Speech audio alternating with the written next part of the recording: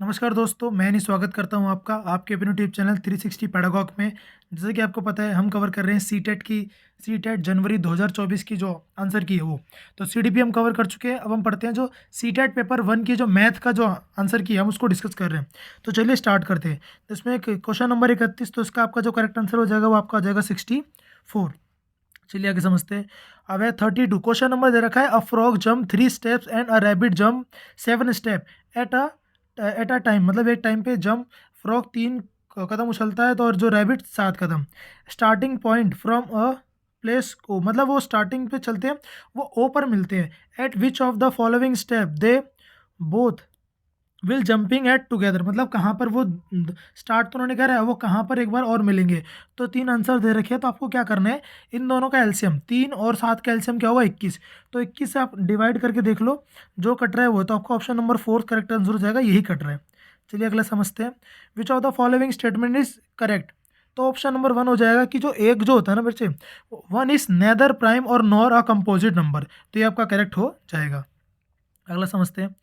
Question number आपका 34। Question number 34 क्या है, ठीक है। Which of the national education policy 2020 talk about the knowledge of India.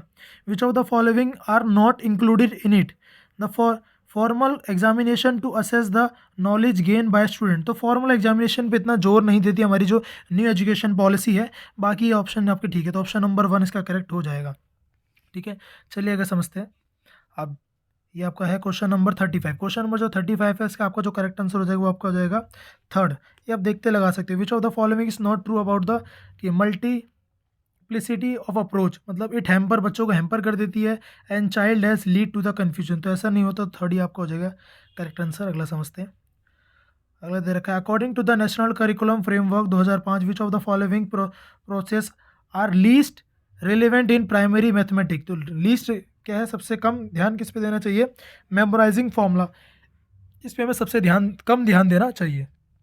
चलिए अगला समझते हैं। 37। विच of the following statement is most appropriate. तो 37 का जो आपका हो जाएगा सेकंड, कि हमें क्या करना चाहिए, मैथमेटिक जो लैब्स है उनको बनाना चाहिए स्कूल में, तो क्योंकि बच्चों को फर्स्ट हैंड एक्सपीरियंस वहाँ से मिलता। तो सेकंड आपका हो जाएगा इसका। अब 38 का आप सॉल्व कर लें, इसका 2563 आंसर होगा आपका।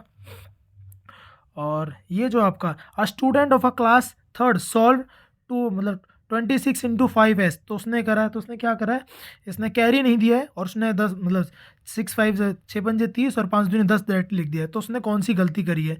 तो रेमिडिएशन कैसे दोगे आप, 1 to 1 correspondence, multiplication of 1 digit bye 1 digit, 1 digit bye 1 digit. तो कराएंगे तो बच्चे ये तो नहीं, ज़्यादा करेक्ट नहीं होगा। तो मेरे हिसाब से जो इसका करेक्ट आंसर रहेगा वो आपका हो सकता है कंसेप्ट ऑफ रीग्रुपिंग। हम रीग्रुपिंग करा सकते हैं, 20 + 6 लिख सकते हैं और मल्टीप्लाई करके बच्चों को सिखा सकते हैं। रीग्रुपिंग से बच्चा सीख जाएगा। मेरे को थोड़ा बहुत डाउट इस क्वेश्चन है, बट मेरे को जहाँ तक लगता है इसका थर्ड ही होगा। चलिए अगला समझते हैं। आपका है 40, जो क्वेश्चन 40 है इसका जो आपका करेक्ट आंसर रहेगा वो आपका रहने वाला है थर्ड। ये भी थोड़ा वैसा ही है, पर इसका करेक्ट आंसर आपका थर्ड ही होगा, 40 का थर्ड। चलिए अगला समझते हैं। क्वेश्चन नंबर आपका 41। ये तो आपको पता है, मोड पूछा है तो 3 ज़्यादा सबसे बार रिपीट हो रहा है। चलिए अगला समझते हैं।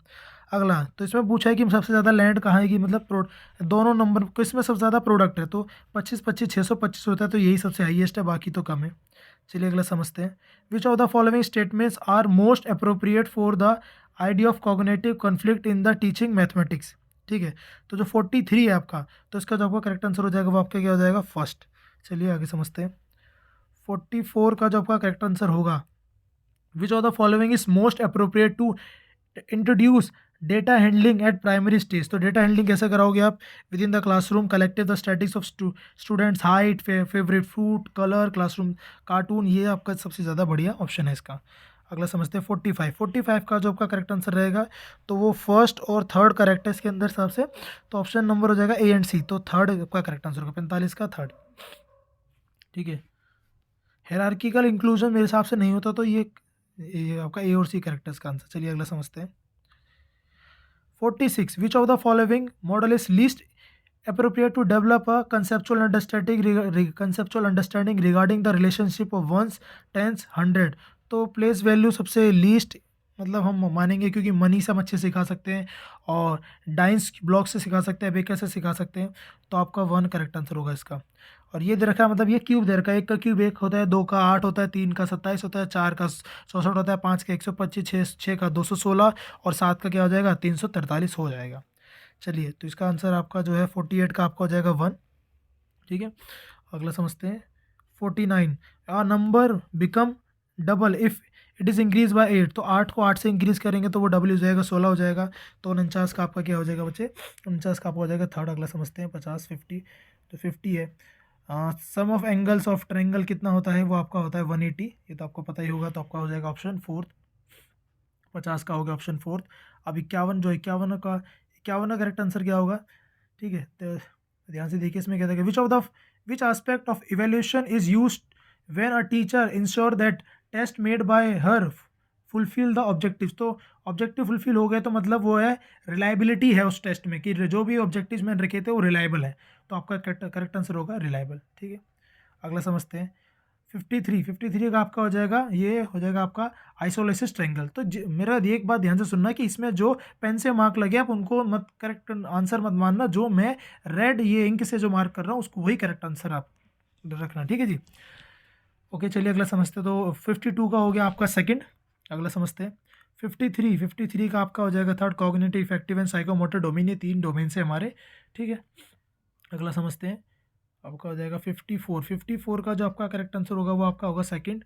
मेरे हिसाब से सेकंड ही होगा, बट फर्स्ट भी थोड़ा थोड़ा लग रहा है, बट 52 ज़्यादा मतलब है, बढ़िया लग रहा है इसका, मतलब 54 का 2 जो ऑप्शन है वो ज़्यादा बढ़िया का मतलब ऑप्शन मेरे को लगा।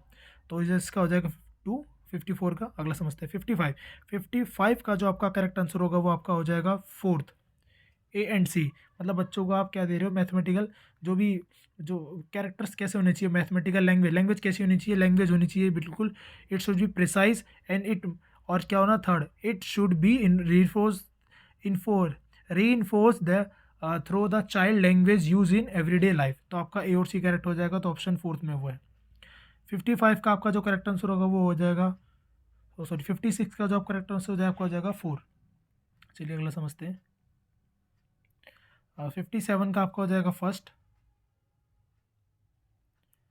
58 का जो आपका करेक्ट आंसर होगा वो आपका हो जाएगा थर्ड। 59 का आपका करेक्ट आंसर हो जाएगा, ये भी हो जाएगा थर्ड। चलिए अगला समझते हैं। 60 का जो आपका करेक्ट आंसर हो जाएगा वो आपका हो जाएगा 1। Which of the following statement is least appropriate for encouraging mathematical learning, discourage intuition as the it hamper the development of the mathematical idea. नहीं भाई, कि बच्चों की जो इंट्यूटिव है उसको आप डिस्करेज तो आपको बच्चों की किसी प्रकार से नहीं करना है। तो आपकी जो मैथ की जो पैडागोजी थी और वो जो मेन क्वेश्चन थे वो अब कंप्लीट हो चुके हैं। आई होप आपको वीडियो अच्छी लगी होगी, तो वीडियो को लाइक और शेयर करना ना भूलें, और प्लीज़ चैनल को सब्सक्राइब करना भी ना भूलें। आने वाले और जो टीचिंग एग्जाम्स है DSSB KVS, उनसे रिलेटेड भी आपको बहुत सारी इन्फॉर्मेशन यहाँ से मिलेगी। ठीक है, तो प्लीज़ लाइक शेयर करना ना भूलें एंड सब्सक्राइब करना भी ना भूलें। अब इस वीडियो में इतना ही, अब हम मिलेंगे आपसे अगली वीडियो में, तब तक के लिए धन्यवाद।